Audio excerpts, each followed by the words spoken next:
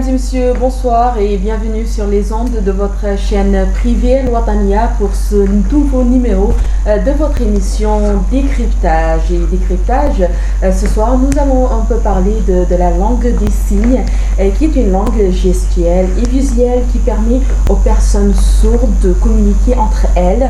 Elle repose sur le langage mimique qui permet d'exprimer par un geste défini les objets, les actions et les sentiments. Pour parler de ce langage des signes, je reçois ce soir sur ce plateau Monsieur Cheikh Sidiya Sangot, qui est le directeur de la Maison des Sourds. Monsieur Cheikh Sidiya, bonsoir. Bonsoir. Merci d'avoir accepté notre invitation. Merci. J'ai également sur ce plateau Monsieur Khalifa Mondi Youbi. Il est formateur, interprète en langue des signes. Monsieur Youbi, bonsoir. Madame, merci, bonsoir. Merci d'être là. C'est un plaisir, merci à vous. J'ai également sur ce plateau Monsieur Ahmedou Atman. Il est sourd et il est enseignant. Monsieur Atman, bonsoir. Comment on dit, c'est comme ça. Bonsoir. Merci d'avoir accepté notre invitation. C'est un plaisir aussi d'être à vos côtés ce soir. Et également sur ce plateau, Monsieur Babacar Nam, il est journaliste, présentateur à Al-Watania. Bonsoir Babacar. Bonsoir. Bonsoir. Et avant d'entrer dans le vif du sujet, je vous propose de suivre avec nous ce reportage signé Fofana Issa.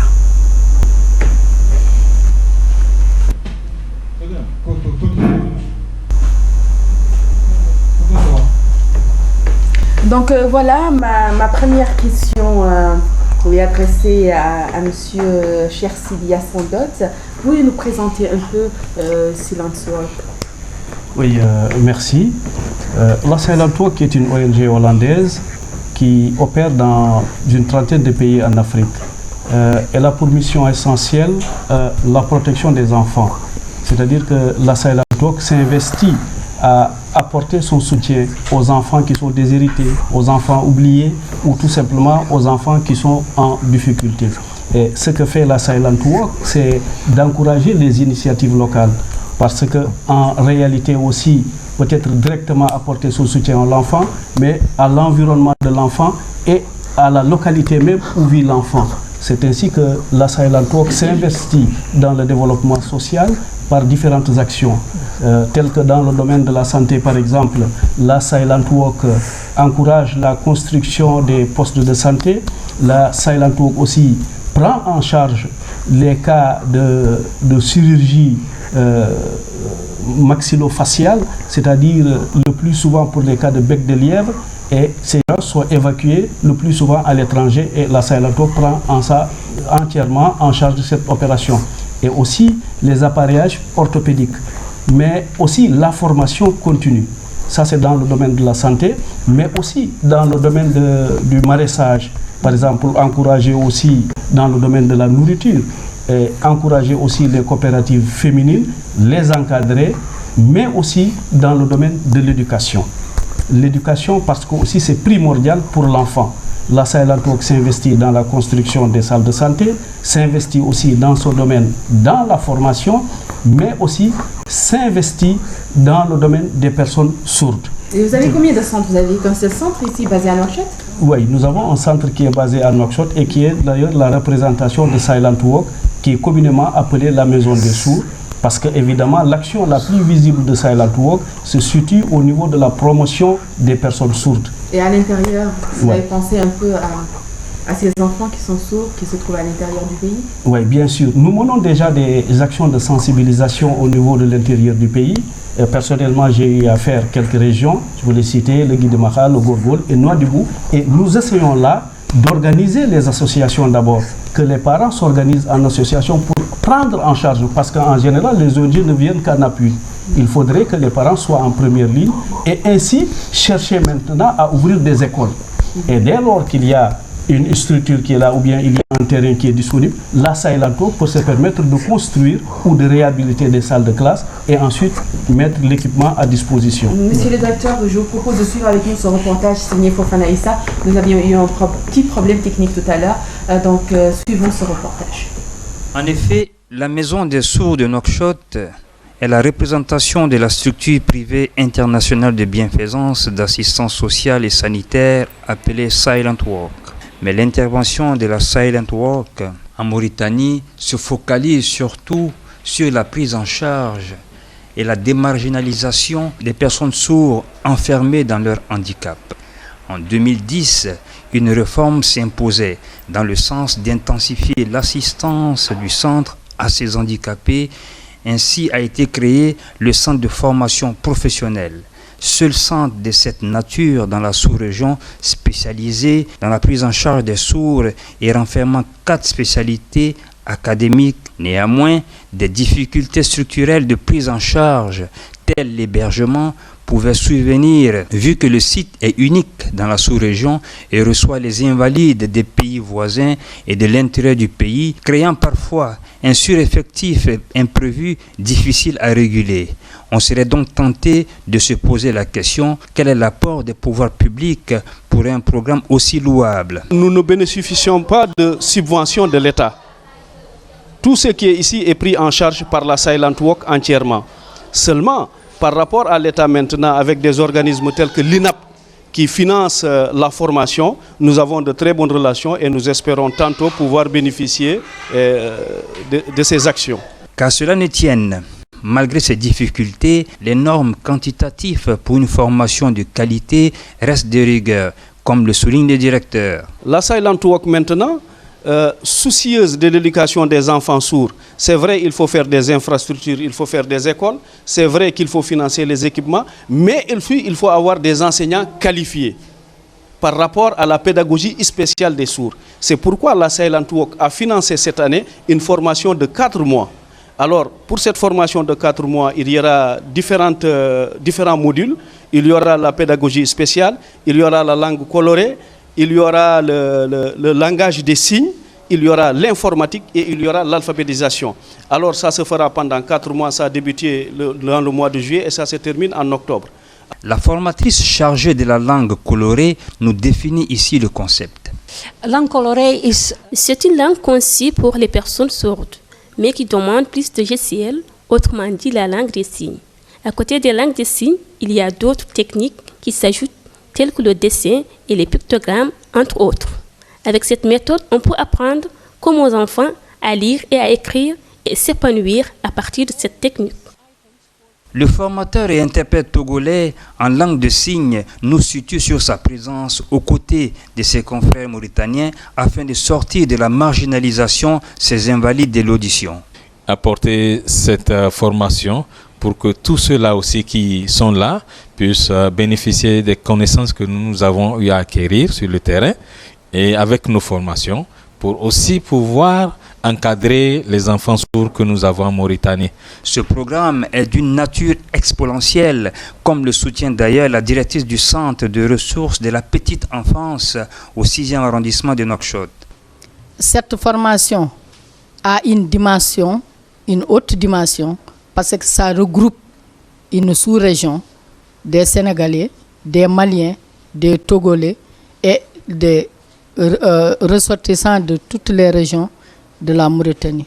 Nous vous invitons enfin à rentrer dans l'univers du silence de nos congénères sourds-muets à travers cet échange très coloré avec l'un d'entre eux. Je m'appelle Ahmed Etman.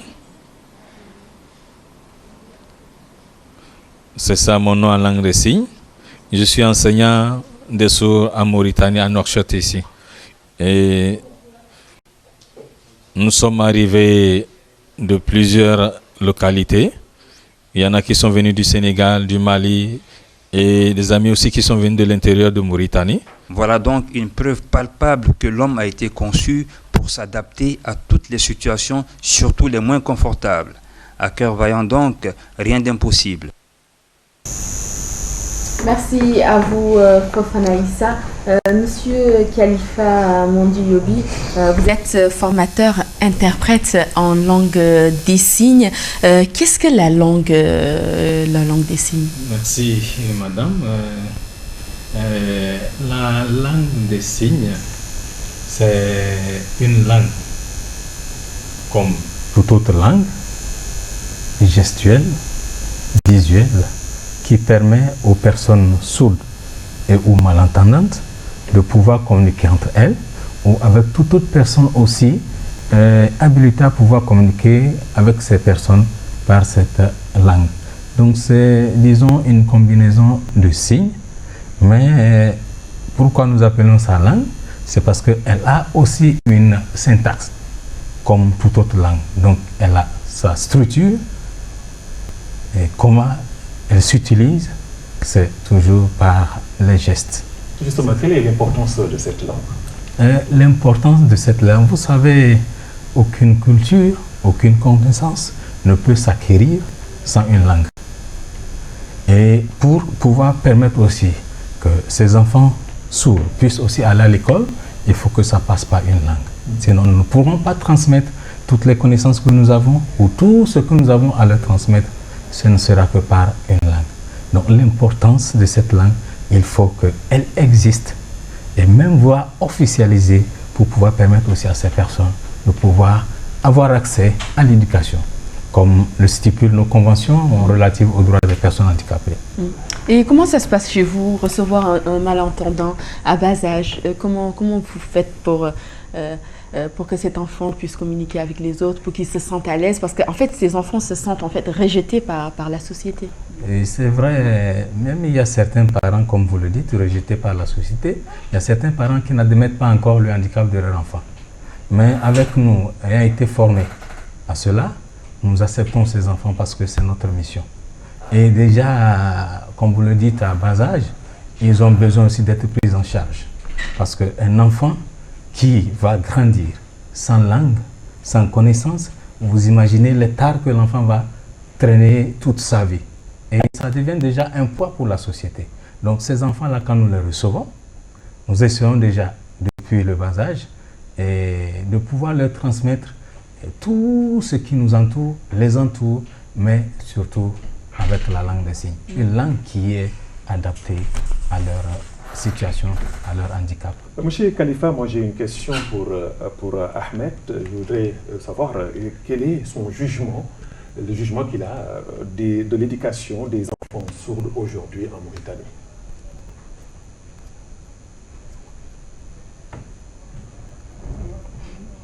Merci beaucoup, c'est un plaisir d'être avec vous ce soir.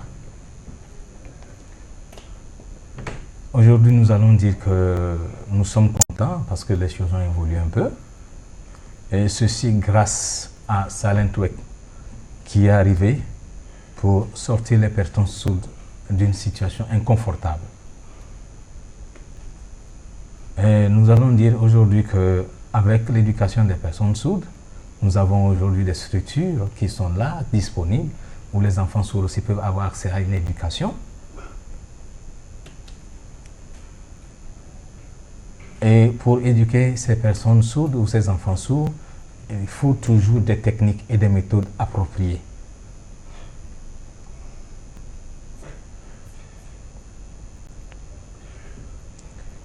Et comme nous le voyons, c'est une chance pour nous aujourd'hui d'avoir à nos côtés des formateurs comme Woody, comme Khalifa, pour nous assister et nous renforcer beaucoup encore dans ce domaine.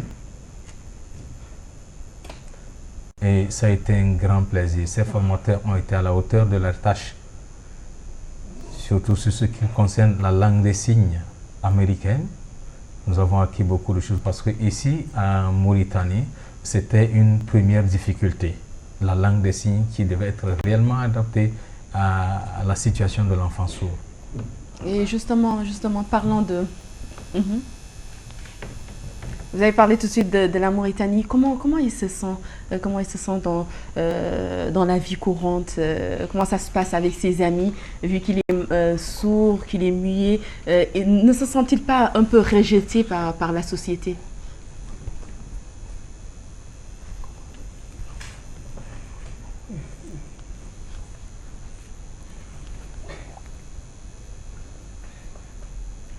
Et il faut dire la vérité, les personnes sourdes rencontrent d'énormes difficultés. Déjà, dans les familles même, c'est difficile parce qu'il y a certains parents qui préfèrent les cacher. Et au niveau de l'éducation, ils ont des difficultés à réellement apprendre parce que ceux-là qui sont enseignants ne maîtrisent pas encore la langue des signes.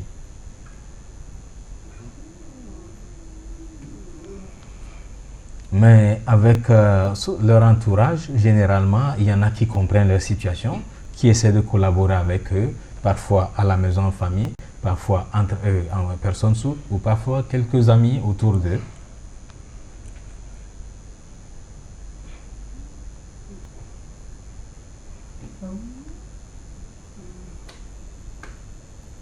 Mais avec même ce que nous avons appris au cours de cette formation, je crois que ça va nous aider à changer encore davantage beaucoup de mentalités. Justement, quels sont les besoins, cette question revient à Ahmed, quels sont les besoins des enfants aujourd'hui, des enfants ou des personnes sourdes en Mauritanie?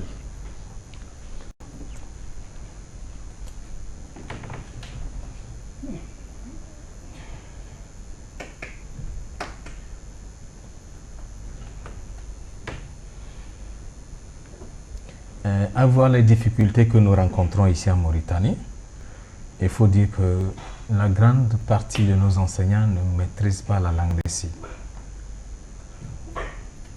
Et il n'y en a même pas assez. Il n'y a pas assez d'enseignants pour nous aider.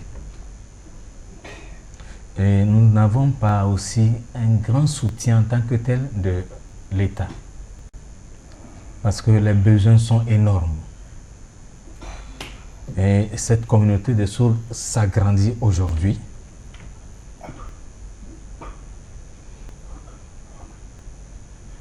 Donc, ce dont nous avons besoin aujourd'hui, c'est le soutien effectif de l'État. Et le renforcement des capacités des enseignants. Parce qu'aujourd'hui, même dans certaines de nos écoles-là, l'éducation de ces enfants sourds, c'est un problème.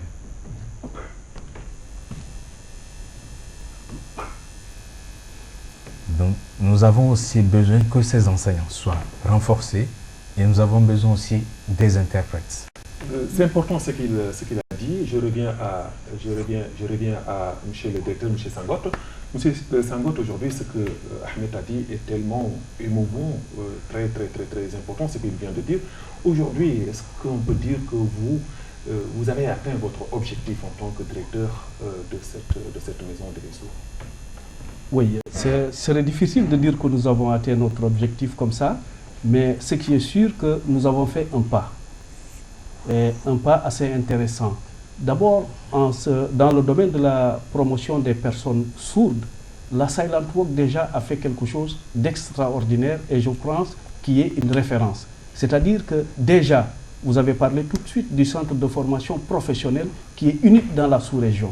Et déjà, ça c'est un pas de géant, je peux dire, parce qu'il est cité en référence actuellement ici. Et ce centre se trouve ici à Nouakchott, en Mauritanie. Et la première promotion a commencé depuis 2011. Ils sont en fin de formation. Et ce sera une première promotion de personnes sourdes formées et diplômées dans les différentes sections de couture, de boulangerie, d'art plastique et de menuiserie bois. Et ensuite, ces enfants, ils font une formation tout à fait solide et adaptée aussi à leur situation de handicap. Et la durée de cette formation, en général, ça dure combien? Oui. 1 an, 2 mois? Je voulais dire d'abord qu'il y a les matières transversales, c'est important, c'est-à-dire qu'ils font l'informatique, ils font l'alphabétisation fonctionnelle, c'est-à-dire qu'il faudrait qu'à la sortie, et quand ils auront leur atelier, qu'ils puissent utiliser des outils de gestion. Par exemple, faire un devis, par exemple, faire des propositions. Voilà pourquoi nous faisons l'alphabétisation fonctionnelle. Maintenant, la formation dure 3 ans. 3 ans et est sanctionnée par 6 mois de spécialisation. Dans toutes les catégories? Oui, dans toutes les catégories. Et nous sommes à la première promotion qui va sortir, Inch'Allah, bientôt. Et monsieur le directeur, vous recevez bien sûr des enfants à bas âge. Ouais. J'ai même eu l'occasion de visiter la maison des sourds. Ça fait longtemps que vous êtes directeur là-bas? Oui, depuis 4 ans. Depuis 4 ans. Ouais. Donc vous avez vu des enfants évoluer durant ces 4 années. Ça s'est passé comment en fait? Ouais. Votre première venue, la première rencontre avec ces enfants? Oui, c'est un monde très émouvant et très intéressant d'abord. C'est passionnant. Hein? Et je peux dire peut-être qu'au départ, j'avais quelques appréhensions. Hein? Comme vous le savez, les préjugés, ça ne manque pas à l'endroit des personnes sourdes. Mais dès que je suis entré, il m'arrive quelquefois d'oublier que c'est des personnes sourdes, tellement que c'est fluide, tellement que ça passe, et tellement que ces gens sont conscients. C'est ce qui m'a surtout surpris. Parce que ce n'est pas évident avec les adolescents actuellement. Les enfants adolescents qui sont habitués à chercher de l'argent à gauche, à droite, vous leur dites arrêtez ça et venez faire une formation professionnelle. Ce n'est pas évident d'abord de comprendre. Pour tout enfant d'abord. Mais ces enfants sourds, je vous assure qu'il n'y a pas eu un seul désistement pendant 3 ans. Et ça, c'est extraordinaire. Et ils sont très conscients de l'importance de cette formation. Et c'est des gens, d'abord, c'est le changement de mentalité et de comportement que le centre a généré par rapport à ces enfants. Ils ont senti qu'ils sont comme tous les autres. Et ça, c'est important. Parce que on pense le plus souvent qu'une personne sourde peut-être est une personne spéciale. Mais non, c'est une personne sourde, sait tout faire sauf entendre. Ou bien nous disons, nous, dans notre langage, que la personne sourde entend autrement dit. C'est-à-dire qu'il faut lui parler. Alors aujourd'hui, quel appel faites-vous aux parents qui refusent de montrer les enfants sourds et en général, comme l'a dit tantôt M. Khalifa, qu'il y a beaucoup d'enfants qui restent à la maison et les parents préfèrent les laisser à la maison. Que direz-vous à ces parents?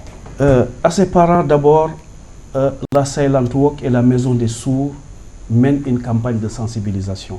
Nous essayons de parcourir le pays en menant des missions dans lesquelles il faut apporter d'abord la bonne parole. Pour dire à ces gens que les enfants sourds, comme je l'ai dit tout de suite, savent tout faire sauf entendre. Il suffit de leur donner la chance. Maintenant, ce qu'il y a, il faudrait que le parent comprenne. D'abord, comme toutes les personnes handicapées, c'est les parents d'abord qui mettent ces enfants en situation de handicap.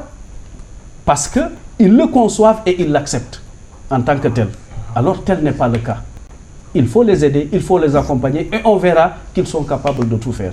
Je pourrais vous donner des exemples. Par exemple, je prends souvent ces gens en exemple parce que dans le centre de formation professionnelle, nous avons des formateurs qui sont sourds.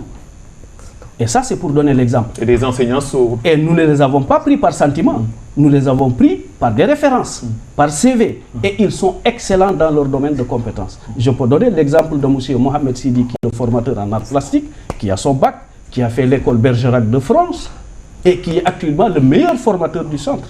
Et c'est lui qui a remporté récemment le concours Union européenne et Mauritanie pour les arts. Et ça, c'est excellent. C'est important. Et M. Mohamed Ahmedou, qui est là devant vous, qui est enseignant. Et c'est un monsieur qui est au fait de la problématique des personnes sourdes. Et je pense que nous aurons intérêt à nous approcher de ces gens qui connaissent réellement la problématique des personnes sourdes. C'est une chance d'avoir des gens comme M. Ahmed qui peut être un bon conseiller en la matière. Et Monsieur Mondi, quels sont les modules développés lors de cette formation des formateurs? Pendant cette formation, nous avons eu à suivre la langue des signes. Il y a aussi la langue colorée, la pédagogie générale, la pédagogie spéciale. Et comme le directeur le disait, il y aura aussi l'informatique pour que vraiment un enseignant qui va sortir de cette formation soit bien aguerri pour pouvoir accompagner les personnes sourdes. Vous avez parlé tantôt de la langue colorée. Qu'est-ce que c'est la langue colorée? Et la langue colorée, c'est en fait une terminologie qui regroupe plusieurs méthodes. Et cette terminologie, c'est juste pour parler d'abord de ces techniques de transmission de l'enseignement à un enfant sourd, où nous avons la visualisation, ça veut dire permettre à un enfant sourd d'apprendre par les images, que nous appelons aussi les pictogrammes. Et avec ça, maintenant, accompagné de la langue des signes, l'enfant sourd peut acquérir toutes les connaissances qu'un enfant entendant peut aussi en acquérir. Donc il peut faire le bac normalement, il peut faire le bac, la licence, la maîtrise, le doctorat, ils peuvent tout faire. Et quels sont les modules développés dans la langue? Au niveau de la langue des signes, nous avons parlé d'abord de la langue, ce que c'est que la langue des signes. Donc c'est vraiment un point important pour qu'un enseignant sache ce que c'est que la langue des signes, ce que ça requiert. Et dans cette formation aussi de langue des signes, nous avons maintenant les différentes rubriques Donc, par exemple, tout le vocabulaire que nous pouvons avoir relatif un peu à la famille, aux mathématiques, aux sciences, à toutes les disciplines que nous pouvons avoir au niveau de l'éducation ou de l'enseignement d'une personne. Donc, c'est tous ces modules-là réunis qui forment la langue des signes. Vous avez parlé, M. Mondi, tout à l'heure de la différence entre les enfants sourds et ceux entendants. En fait, en matière d'enseignement, quelle est la différence entre ces enfants sourds et ces enfants entendants? Alors, pour ce qui concerne l'enseignement ou la différence, avec nos enfants entendants, déjà nous savons que à bas âge, ils commencent déjà par acquérir la parole. Et ils grandissent avec, et tous les jours, ils sont au contact de la parole. Et avec ça, ils peuvent alors facilement évoluer quant à ce qui concerne leur éducation et leur formation. Mais pour un enfant sourd qui n'a jamais entendu, vous imaginez qu'on met à l'école sans langue, alors comment celui-là peut évoluer? Ça va être difficile. Voilà pourquoi quelqu'un, quelque part, de manière géniale, a inventé cette langue qui, aujourd'hui, ma foi, a vraiment sorti ces personnes sourdes de ce que nous pouvons comprendre, de tout ce que nous appelons préjugés et marginalisation, tout ce que nous pouvons imaginer. Et la différence réelle, c'est que c'est au niveau donc de la transmission de ces connaissances-là. Avec un enfant qui entend, on parle, lui-même il vit ça, mais pour un enfant sourd qui n'a jamais entendu, ça va lui être difficile de retransmettre ou bien d'exprimer ses émotions, ses idées, ses pensées sans une langue. Vous êtes togolais, vous êtes en Mauritanie depuis quelque temps. Qu'est-ce que vous a animé aujourd'hui à accepter de venir en Mauritanie pour participer à cette formation? Il faut dire la vérité. J'ai travaillé avec Silent Wek depuis 2006 et l'organisation a trouvé que mon expertise pouvait servir aux collègues ici en Mauritanie. Donc après cette invitation, j'ai accepté de venir partager ce que j'ai aussi avec ses collègues, parce que en fait c'est la moindre des choses. C'est la moindre des choses. Quand on a, c'est qu'on n'en a pas. Je suis venu apporter, certainement moi aussi j'ai appris des collègues. Donc c'était un plaisir d'être d'abord en Mauritanie, parce que c'est un pays frère, et nous tous nous sommes les mêmes. Et comme on parle des personnes sourdes, sans vous tromper, nous sommes les défenseurs de cette catégorie de personnes. Mais vous n'êtes pas sourd. Donc je ne suis pas sourd, c'est vrai. Pourquoi avoir choisi en fait d'apprendre cette langue? C'est venu comme ça, au pif? C'est une vocation, il faut l'admettre, c'est une vocation. C'est une vocation, une passion, plus qu'une passion même, mais c'est une vocation. Et il faut rappeler, Fatimetou, que M.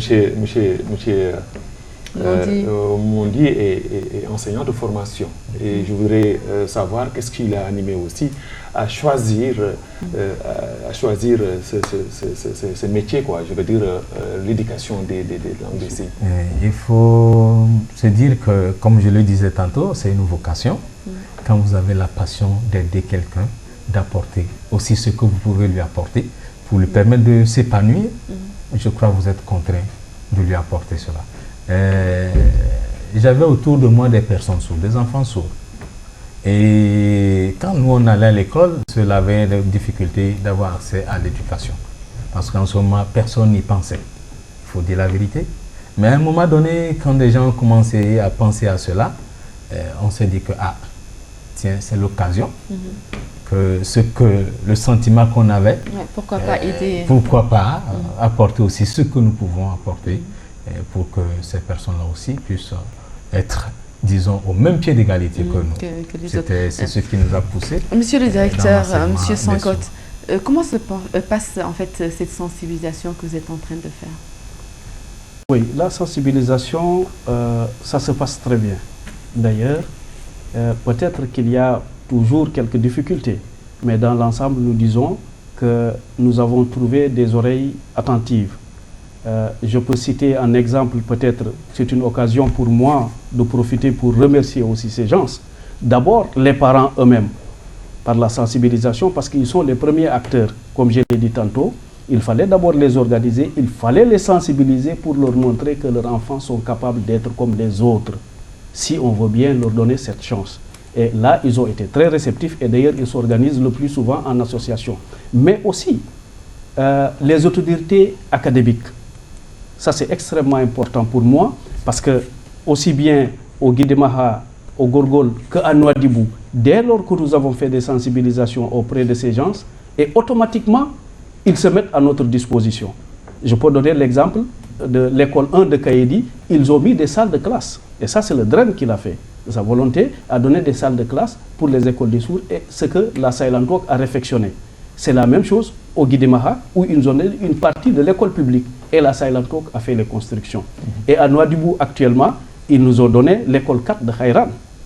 Et ça, ce n'est pas aussi évident et il faut reconnaître que ces gens ont fait des choses assez intéressantes avec nous et nous les en remercions vivement. Voilà. Et on est à combien, Babacar, actuellement, on est à combien de sourds en Mauritanie?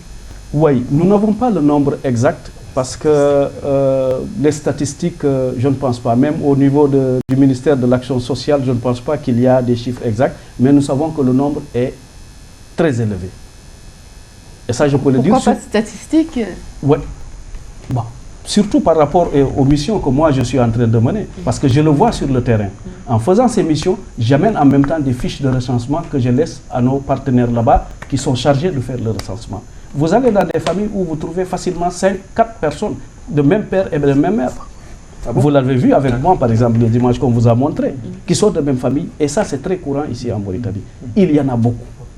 Et alors, ces gens, il faudrait qu'on les assiste. Ils ont le droit à la vie, ils ont le droit à l'éducation, ils ont le droit à la santé, ils ont le droit comme tous les autres enfants. Vous n'avez pas lancé un appel au ministère, à l'État, pour essayer de sensibiliser en fait ces enfants, essayer d'avoir au moins un nombre exact de ces enfants, comme les autres? Oui, nous sommes en train de le faire, nous, à notre niveau. C'est ce que je disais tantôt. En faisant l'émission, en même temps, moi, je fais le recensement. Je laisse des fiches là-bas pour avoir un nombre exact. Ça nous permet, nous, de pouvoir travailler d'ailleurs. Est-ce que ça sera facile? Ça ne va pas être facile, mais ça c'est le rôle de l'État, justement, qui aurait pu le faire. Mais jusqu'à présent, nous n'avons pas des statistiques fiables. Est-ce que, comme l'a dit Fatimetou, est-ce que vous avez lancé un appel à l'État? Nous sommes en relation avec le ministère de l'Action sociale. Nous sommes en relation aussi avec la Fédération des personnes handicapées. Mais ce que nous pouvons faire à notre niveau, ça c'est au niveau de Silent Walk qui se charge de le faire. Comme je le disais tantôt, on ne peut pas nous tous croiser les bras. Il faudrait bien qu'il y ait quelqu'un qui commence. Et je pense que les choses commencent à bouger au niveau de l'État et je suis certain qu'ils feront l'essentiel, Inch'Allah. Voilà. Moi, j'ai une question pour mon ami Ahmed. Je voudrais savoir comment il a senti la formation des formateurs organisée par Silent Walk.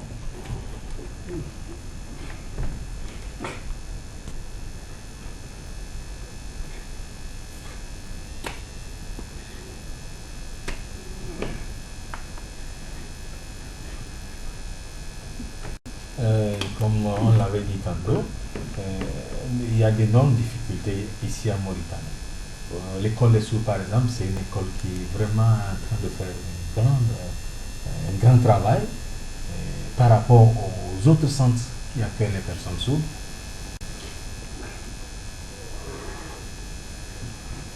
Heureusement que Silent Walk, ayant vu toutes ces difficultés, a pensé à organiser une telle formation.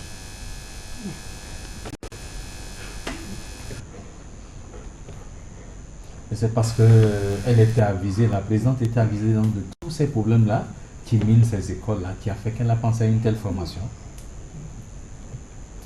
Et avec le concours donc, de la Maison des Sourds, nous pouvons dire que cette formation est arrivée à point nommé.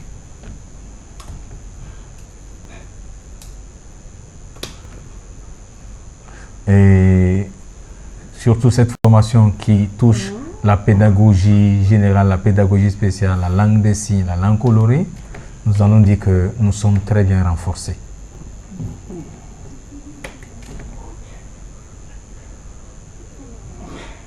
Donc nous allons dire aujourd'hui que par rapport à cette formation, je crois que Silent Walk a fait déjà un grand travail. Il reste que l'État aussi apporte son soutien, son concours. Monsieur Sangotte. Merci. Comment on dit merci? Merci. Monsieur Sangotte, comment ça se passe? Vous allez à la rencontre de ces parents qui cachent ces enfants sourds. Comment ça se passe en fait? Où ces parents viennent vous voir pour vous parler de ces enfants, pour que vous les preniez en charge? Oui. D'abord, il y a bien sûr, par rapport à nos relations avec les différentes associations de personnes sourdes qui sont là, par exemple, comme il l'a dit tantôt, nous avons l'école des sourds qui appartient à l'État et que le plus souvent, ces gens viennent nous voir directement. Des enfants qui sont en âge de se former, ben, ils viennent directement se former au centre, par exemple. Mais aussi, nous menons des campagnes de sensibilisation à la rencontre des parents. Là-bas, comme il l'a dit tout de suite, Ahmedou l'a dit, il y a des réticences. Il y a des parents qui préfèrent cacher leur enfant. Mais quelquefois, le plus souvent, c'est par ignorance. Parce que pour eux, le sourd ne sait rien faire, donc ce n'est pas la peine. Alors, c'est une charge sociale, et ce n'est même pas la peine d'investir.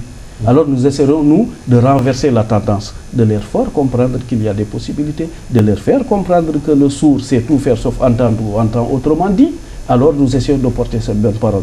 Et le plus souvent, quand le mot est passé, les gens réagissent. Et ils viennent, ils nous apportent les enfants, ou bien ils nous demandent eux-mêmes, ils nous sollicitent pour la création d'une école. C'est ce qui se fait le plus souvent à l'intérieur du pays, parce qu'évidemment, il est difficile de faire venir les enfants ici à Nouakchott. Vous imaginez les charges qu'il y a, vous imaginez les conditions d'hébergement, surtout par rapport aux préjugés négatifs qu'il y a auprès des personnes sourdes. Donc, ce qu'il faut, c'est d'ouvrir les écoles là où se trouvent ces enfants, s'il y a cette possibilité. Et je vous assure que les parents commencent à comprendre, et d'ailleurs, ils s'organisent le plus souvent en association, et nous nous venons en soutien. Monsieur Sangotte, tout à l'heure, vous avez parlé de ces enfants que vous avez évacués. Vous avez un chiffre à nous donner? Oui, je n'ai pas un chiffre exact pour ce côté de la santé, parce que ça, c'est du volet de Silent Walk en définitive. Moi, je m'occupe de la maison des sourds sur la partie de la promotion des personnes sourdes. Mais ce qui est sûr, il y a beaucoup de cas qui ont été pris en charge. Et récemment, nous avons un enfant qui nous vient de Guidimaha et que la Silent Walk va prendre en charge bientôt. Parce que aussi, dès lors que nous avons ce cas, il faut d'abord prendre tous les éléments nécessaires, les renseignements, mais aussi il faut aller auprès des partenaires pour chercher les moyens. Et ensuite, quand les moyens sont acquis, venir prendre la personne et l'amener le plus souvent à Dakar, où nous avons un partenaire chirurgien et la Silent Walk prend le tout en charge. Voilà, moi je reviens à M. Khalifa. Vous avez une méthode spécialisée. Pourquoi cette méthode? C'est vrai, une méthode spécialisée, il en faut. Avec nos enfants qui entendent, c'est ce que nous appelons la pédagogie générale pour un enseignant. Donc tout ce qu'il faut pour que la connaissance soit passée. Mais pour un enfant sourd, il faut réellement réadapter cette pédagogie pour permettre à l'enfant sourd aussi d'acquérir des connaissances. Parce que sans cela, si vous allez utiliser la méthode générale, comme ça se fait dans les écoles pour entendants, je crois que votre message ne passera jamais. Pour un enfant sourd qui n'a jamais entendu, ça va lui être difficile de vous restituer une idée. Or, il faut que dans la vie, quelqu'un toujours réussisse à s'exprimer, à exprimer ses sentiments, ses pensées, ses idées, tout ce que nous pouvons avoir. Et cette méthode spécialisée maintenant vise à, disons, donner aussi du plaisir à un enfant sourd dans son éducation. Parce que sans ça, l'éducation d'un enfant sourd est vouée à l'échec. D'accord. Est-ce qu'aujourd'hui, ça ne doit pas motiver aujourd'hui les États africains à donner plus de confiance à ces enfants sourds? C'est vraiment l'appel que nous lançons. Et nous savons que l'État est conscient de cela. Mais peut-être que, comme il a dit tantôt, il faut des personnes, comme nous pouvons les appeler, des conseillers aux côtés de nos autorités. Ceux-là qui s'y connaissent aux côtés de ces autorités pour pouvoir les aider à mieux gérer cette situation. Sans cela, ça va toujours être difficile. Nos États sont conscients. Parce que, par exemple, ces conventions relatives aux droits des personnes handicapées, la plus grande partie de nos États ont ratifié cela. Mais c'est l'application qui est un problème. Monsieur Chersidia Sangot, vous êtes le directeur de la Maison des Sourds. Un dernier mot. On va prendre la pause dans un instant. Oui, sinon nous remercions beaucoup El Watani pour cette émission. Je pense qu'il y a une première, d'avoir une personne sourde, qualifiée et compétente dans ce plateau pour animer une émission et pouvoir s'exprimer sur cela. Et nous lançons aussi un appel, comme il l'a dit tantôt, aux autorités. Parce que quelles que soient les choses aussi, l'éducation, c'est le rôle de l'État. Les associations peuvent commencer, peuvent montrer la voie, mais c'est à l'État de prendre le tout en charge. Je peux donner l'exemple du centre de formation qui est là, professionnel, et je l'ai dit tantôt, qui est unique dans la sous-région, et que ça, nous souhaitons bien que l'État veuille bien prendre en charge ce centre, parce que cela est son rôle. La Silent Walk ne peut pas continuer toujours à financer et à gérer un centre. Et c'est une chance d'avoir ce centre. Mais comme il l'a dit tantôt aussi, je vais répéter pour dire que nous avons la chance aussi d'avoir des personnes sourdes qualifiées, des personnes sourdes compétentes que l'État pourrait utiliser. Je peux donner le cas de M. Ahmedou, qui est au fait de la problématique des personnes sourdes. Ces gens peuvent servir de conseillers parce qu'on ne peut faire rien pour eux sans eux. Merci beaucoup, merci. Donc, chers téléspectateurs, on revient juste après cette petite pause. À tout à l'heure.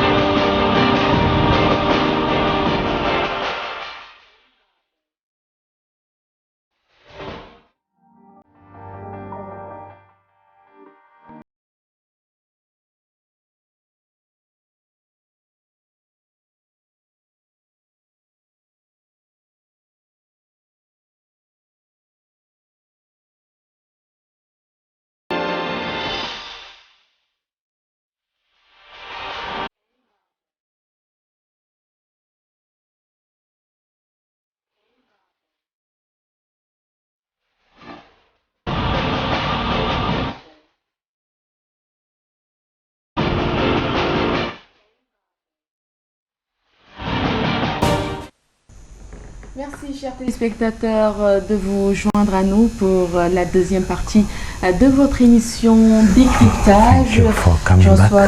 J'ai reçu dans la première partie M. Cheikh Sidia Sangot, qui est le directeur de la Maison des Sourds. Et ce soir, nous parlons des sourds muets, de la langue des signes. J'ai sur ce plateau M. Khalifa Mondi Yobi, il est formateur, interprète en langue des signes. J'ai également sur ce plateau Ahmed Douarethman, il est sourd, il est enseignant. Et je viens de recevoir sur ce plateau Madame Moudi, la présidente et la fondatrice de Madame Moudi, bonsoir. Bonsoir. Merci d'avoir accepté notre invitation. Thank you for coming. Pouvez nous parler un peu de Silent Work? Can you talk about a little bit about Silent Work? Yeah, Silent Work is an organization for the forgotten children of Africa. Le Silent Work est une organisation qui s'occupe des personnes sourdes ici en Afrique.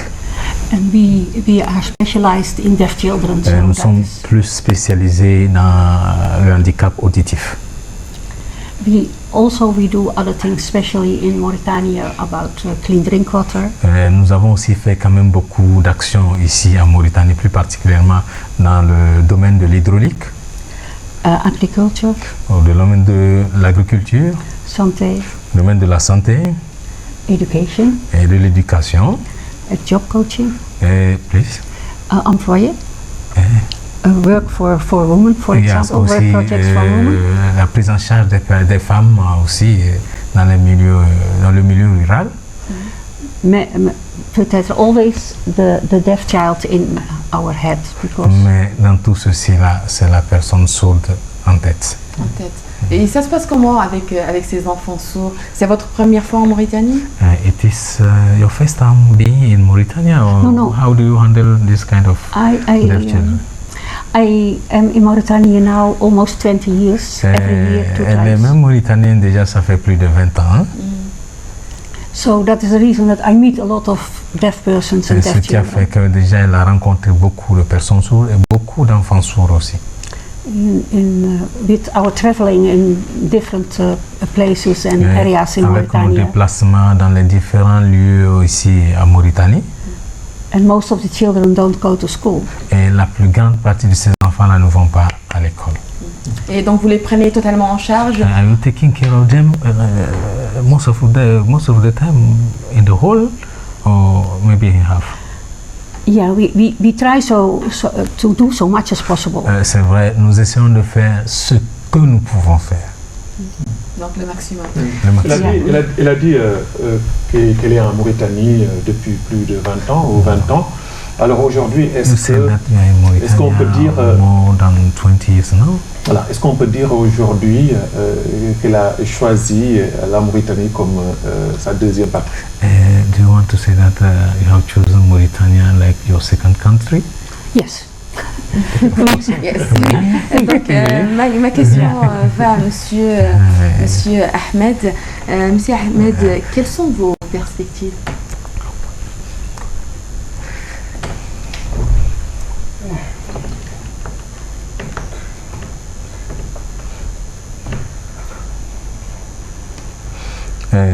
Comme je vous l'avais dit tantôt, avoir toutes les difficultés que nous rencontrons ici en Mauritanie, et avec la présence de Silent Work,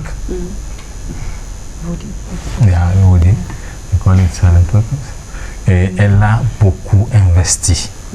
Elle a investi dans le domaine de construction de bâtiments.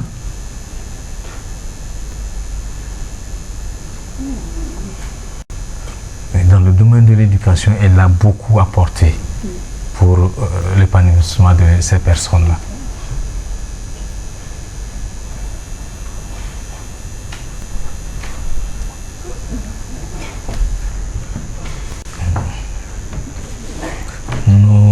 Ce que nous pensons faire maintenant, c'est d'avoir des interprètes.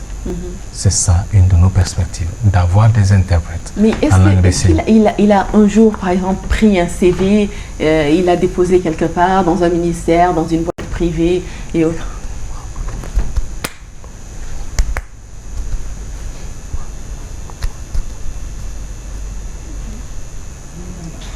Non, il n'en a pas fait. Et pourquoi?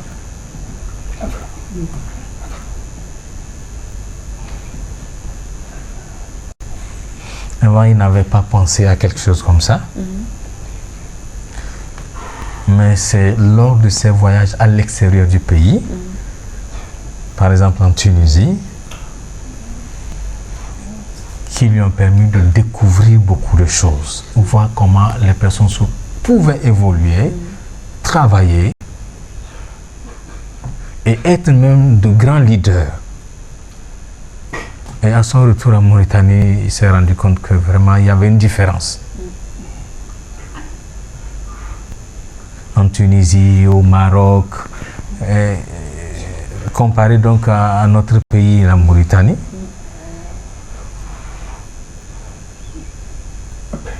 il a trouvé qu'il y avait une difficulté.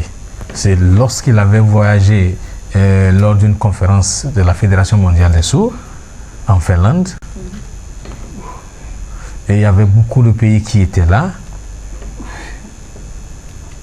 Ils ont été renforcés sur leurs droits. Est-ce qu'ils ont demandé une fois d'être reçus par leur ministère de tutelle?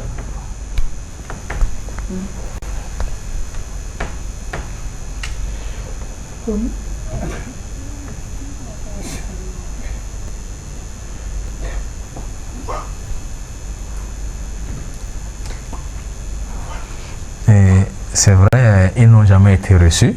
Et quand il était de retour de son voyage, il a posé la question. Et les collègues lui ont dit que généralement, les personnes handicapées ne sont pas reçues facilement. Ce sont les personnes qui entendent là, qui sont plus accueillies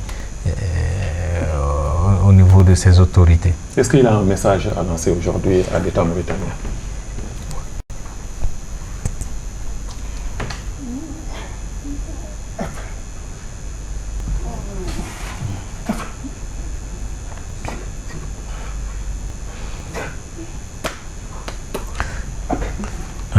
Il est aujourd'hui réellement en train de vouloir préparer ce message pour les autorités, mais avant cela, il voulait encore une réorganisation au sein de la communauté sourde pour être plus fort et maintenant apporter ce message-là à l'État. En tout cas, je suis de nature curieuse. Est-ce qu'il est marié?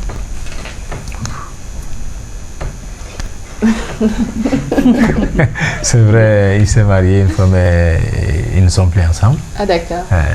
C'est à cause de son handicap? Oui, c'est une entendante. Et il y avait quand même des difficultés entre eux. Donc c'était une femme qui entendait, mais lui, personne sourd. Mais il y a eu quelques difficultés par après, ils se sont séparés. Par rapport à son handicap. Et comment aujourd'hui il vit avec sa famille? Est-ce qu'il est bien accueilli? Est-ce qu'il est bien?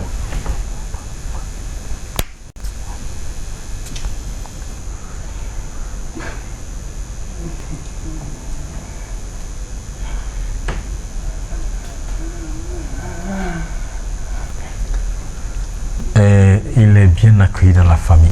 Il se sent très bien à l'aise dans la famille.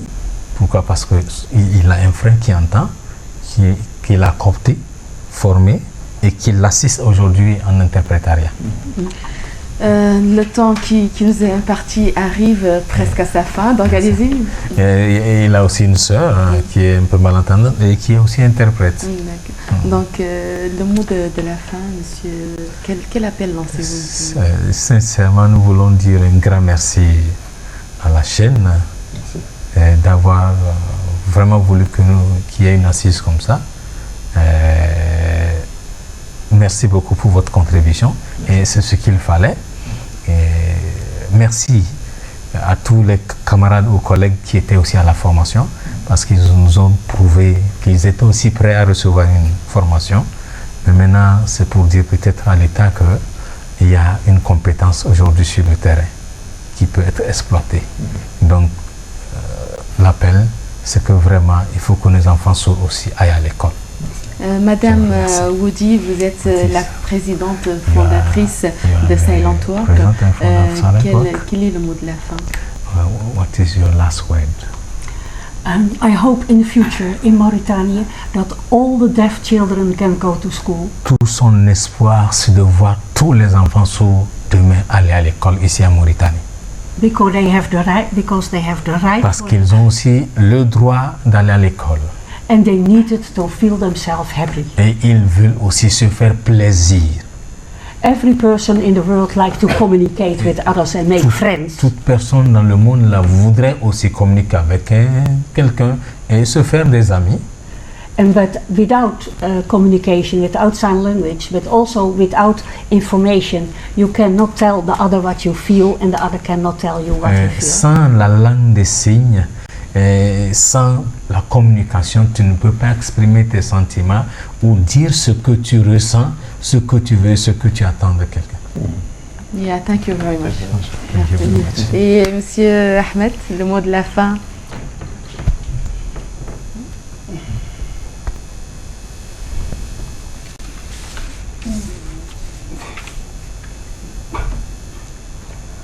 Nous voulons maintenant que des interprètes soient mis à nos côtés pour nous accompagner quotidiennement.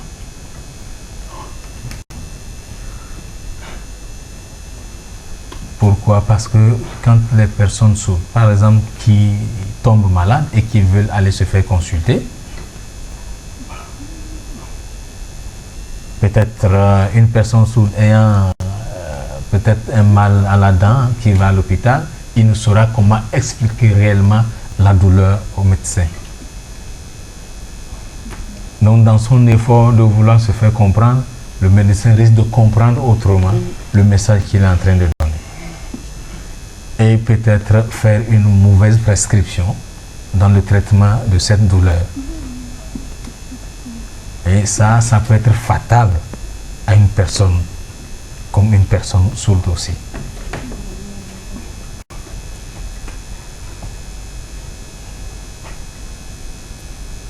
Mais quand elle se fait accompagner par un interprète, le message est clair, il peut être bien suivi, il peut être bien traité. Donc ils ont besoin d'interprètes aujourd'hui ici en Mauritanie.